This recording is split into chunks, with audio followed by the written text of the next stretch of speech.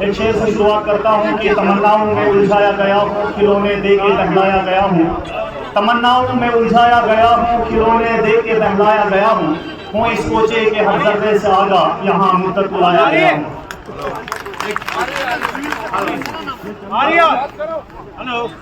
تو پوری عوام، جس طرح سے آپ سب جانتے ہیں کہ الیکشنز کا جو بگل ہے وہ 10 سال کے بعد بچ چکا ہے، اور آج یہ عوامی انقلاب لے کر اپوزیشن میں خوف کا ماحول ہے، اور اس خوف کے ماحول کو پیدا کرنے کے لیے یہاں کی جو عوام ہے اس کو پھر جاتا ہے۔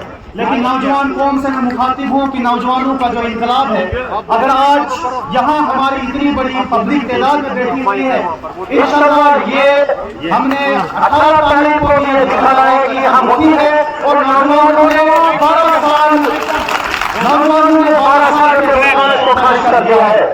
اور یاد رکھیں کہ اگر آج ہم لوگ نوجوانوں ناکام ہو گئے، اگر ہم نے پھر سے 12 سال کی ووٹ ایک اور بار دہرایا، اور یاد رکھنا ہماری داستان تک رہے گی۔ اور اگر آج ہم کو یہ بات سمجھ میں آ گئی، ہماری یاد میں آ گئی کہ جموں کشمیر کے اندر نیشنل کانفرنس کو اور بنیہال سے نیشنل کانفرنس کو کامیاب کرانا ہے، تو یاد رکھنا کہ ہمارا مستقبل اچھا ہو جائے گا۔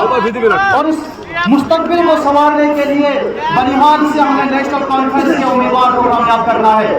اور یاد رکھیں کہ 18 تاریخ تک نوجوانوں سے زیادہ تر مخاطب ہوں کہ 18 تاریخ تک ہم نے اپنے گھر کے ووٹروں کی اور اپنے علاقوں کے ووٹرز کی دیکھ بھال کرنی ہے، ہمیں تحفظ کرنا ہے اپنے ووٹروں کا، کیونکہ 18 تاریخ تک بہلانے پھسلانے کا کام کیا جائے گا، راتوں کو پیسے بانٹنے کا کام کیا جائے گا، اور اگر ہم پیسوں پہ بک گئے تو یاد رکھنا کہ ہم اس لیڈر سے کل کو کیا کہہ کر اپنے علاقے کے لیے تعمیر و ترقی کے لیے ووٹ مانگیں گے۔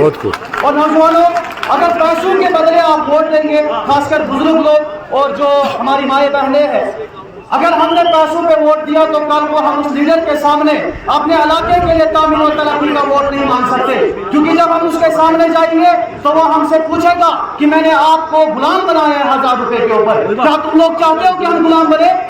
کیا ہم ڈیموکریسی کے اندر رہ رہے ہیں؟